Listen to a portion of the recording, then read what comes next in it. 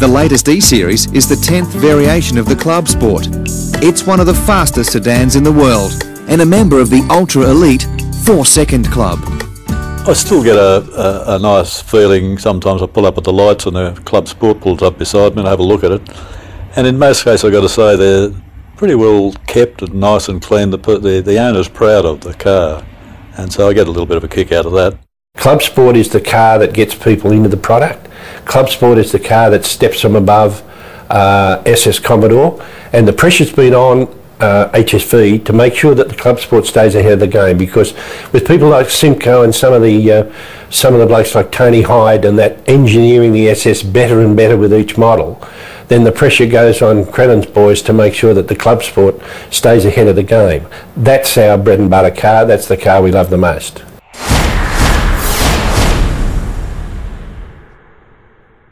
Australians have always enjoyed a love affair with the utility dating back to the very beginning of our automotive history. So it was a natural fit back in August 1990 when John Crennan announced to the HSV staff there would be an all-new HSV sports ute, and it would be called the Maloo. At the Sydney Motor Show that year, the Maloo was the star of the HSV stand and one of the outstanding crowd pleasers. Since then, the Maloo has enjoyed cult status, and the family tree has many variations, including this one, the Holden Racing Team Edition Maloo. Exploiting our Bathurst success with HRT, the vehicle was conceived in 2001 as a concept car, and based on the popular Maloo R8, the HRT Maloo is a wild ride.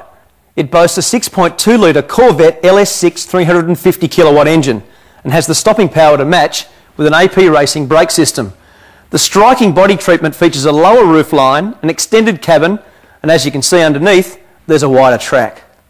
My dream car as a kid was the El Camino in America. That to me was the ultimate. I dreamt about that car, so I always wanted to do a ute that took on El Camino type proportions, and once we designed the car we then had to give it a name.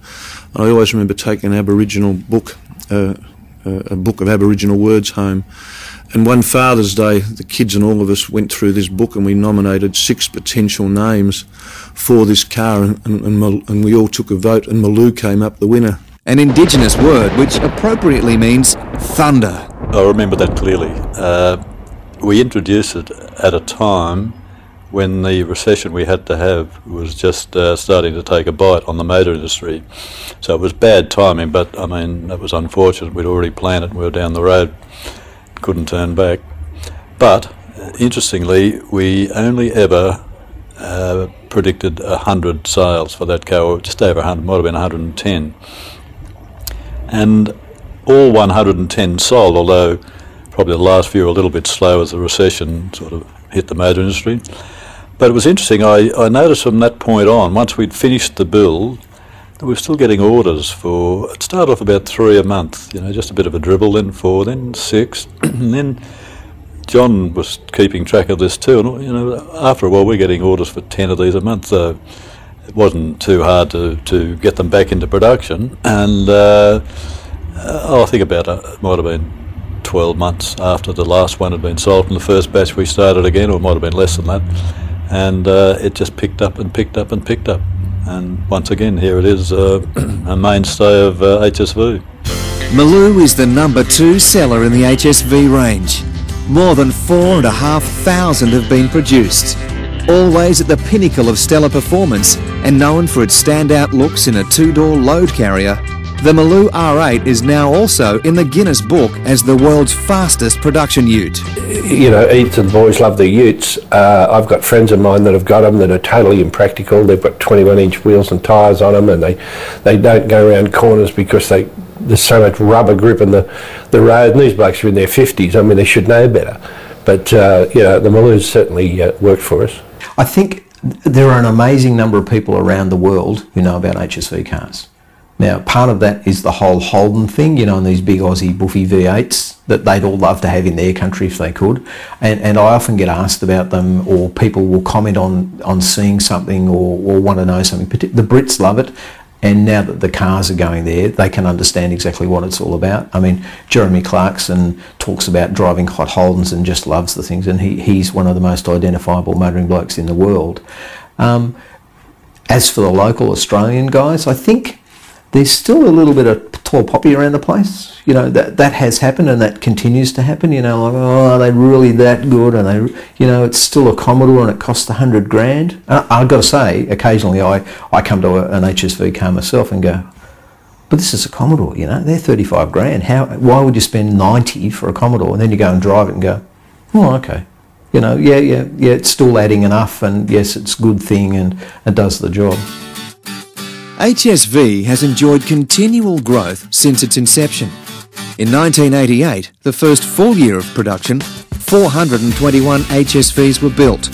200 SV89s were sold before they were even rolled off the line. 12,426 cars were produced at the Notting Hill facility, an average of 1,775 vehicles per annum over 7 years. Selected models were released to coincide with the company's 5th anniversary in 1993 and the building of its 8,000th car. HSV quickly established itself as the top automotive manufacturer within the performance luxury segment.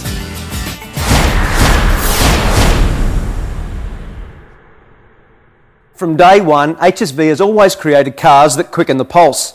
When you appreciate excellence in motor cars, there is nothing more empowering and exciting than to sit behind the wheel of a high-performance vehicle. Underpinning the HSV design philosophy is a clever blend of racing knowledge and advanced road car engineering. And in 1996, this was taken to a new level with the radical HSV VS GTSR. Long before the technical specs or the performance data could be digested, visually, this car demanded attention. No one will ever forget the Stuffit commercial that put this car on the map. Only 85 were built in a small production window between February and April 1996. Yeah, I've done all right, I guess. The business has put the kids through school and looked after Mum. Jane and I managed to get away every now and then. I even had a few bob left over last year. I thought about topping up my super. Then I decided, stuff that. Life's too short.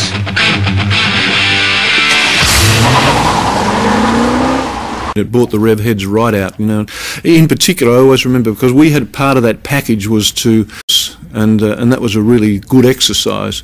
And I've never got to know so many miners, you know, people from Gladstone in Queensland, people from Kalgoorlie in Western Australia. It found a specific niche with real good, tough Australians who really would see a Porsche or a European car as a complete anathema to them. TWR's design chief Ian Callum treated HSV enthusiasts by loading the car with race-related features, starting with the 5.7 litre stroker engine, a 6-speed gearbox, IRS, the premium braking package, Hydrotrack differential, carbon fibre trims, and this rear wing. The car was packed with added extras that represented the ultimate limited edition HSV product for $75,000. The HSV HRT link was further reinforced by offering an HRT engine blueprint upgrade that about 1/3 of the cars produced were sold with a $10,500 enhancement.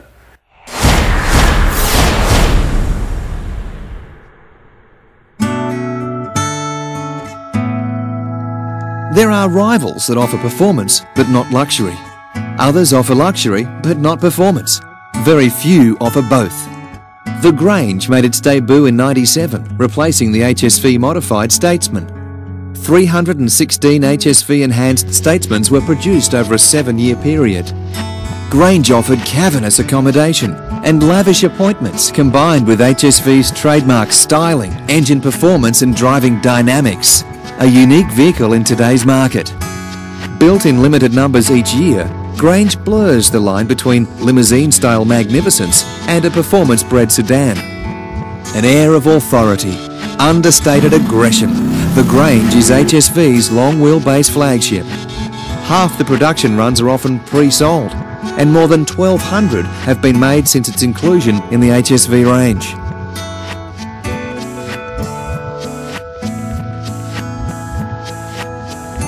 In April 1997, HSV celebrated another major achievement. The Senator, which rolled off the production line, was the company's 20,000th car. HSV's network of dealers in Australia and New Zealand was expanding alongside a push into the UK export market. Double-digit sales growth saw new records established each year.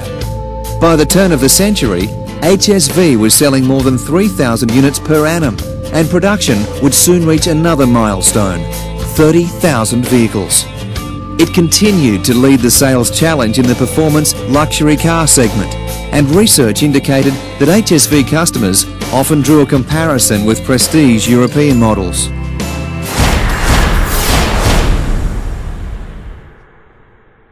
December 2001 was a defining moment in the history of HSV. The GTO and GTS coupes were the first two-door models in our history. The level of passion and sheer excitement for the HSV release reflected the general level of anticipation for the relaunch of the much-loved Monaro name. Driven by massive popular demand, the Holden Monaro rocketed from concept to reality in just 22 months, and HSV delivered the coupe to the market even faster. The sensational styling of the HSV coupes were backed up by world-class engineering. This is a great car. The GTO featured a 255 kilowatt 5.7 litre engine coupled to either a 4-speed auto or a 6-speed manual. And as a member of the HSV product group, I describe the handling of these cars as the best ever HSVs, which is a pretty big call. It also featured an awesome braking package developed from our race program. To this day, it remains one of my favourites, and our customers felt the same way. This car went on to become an important factor in HSV's emerging international export business, as well as being a forerunner to the fantastic all-wheel drive Coupe 4. The Monaro and the HSV GTO GTS versions will remain one of the great chapters in the Australian automotive history. The moment Holden's announced that they're going to do that, automatically everyone said, "Well, this is a surefire product for HSV to be able to take to the next level," and that car has been very, very, very good for us. We've sold an enormous number of our GTO models. Yeah, well, the Monaro was in itself, in its original form, the Simcoe car, a plain car, a car that relied definitely on its lines. But then with the enhancement that came along when HSV started to trick them up and tweak them, I mean, this last car, this GTO, the one I'm driving, is just the epitome of what a two-door car should look like. It's got muscle.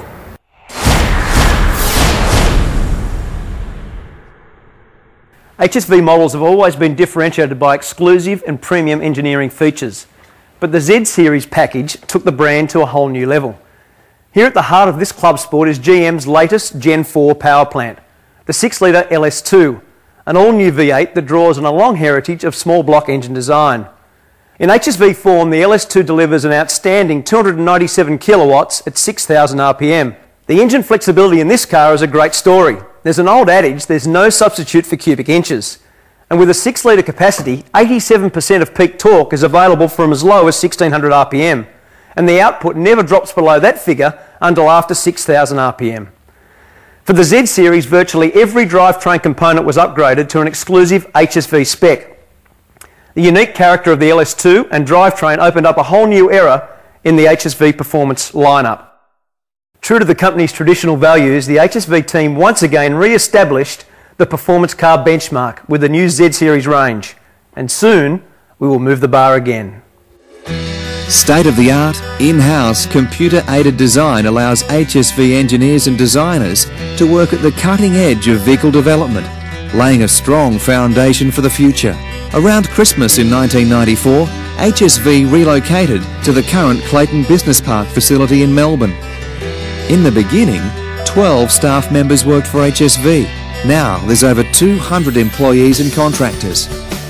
Of the 50,000 cars produced, 37,574 were completed at the Clayton facility. That's an average of 3,131 cars per annum over 12 years. But since 2004, build quantities have grown to in excess of 4,000 units per annum.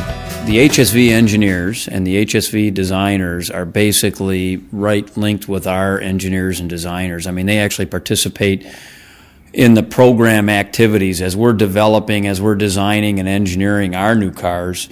Their engineers and their designers are right there with us. So some of the technical things that we look at and try to make decisions on, the voice of HSV with their engineers is right in there. When we build prototype vehicles for HSV, We do joint development down at the proving ground, so as we're going through the development of the product themselves,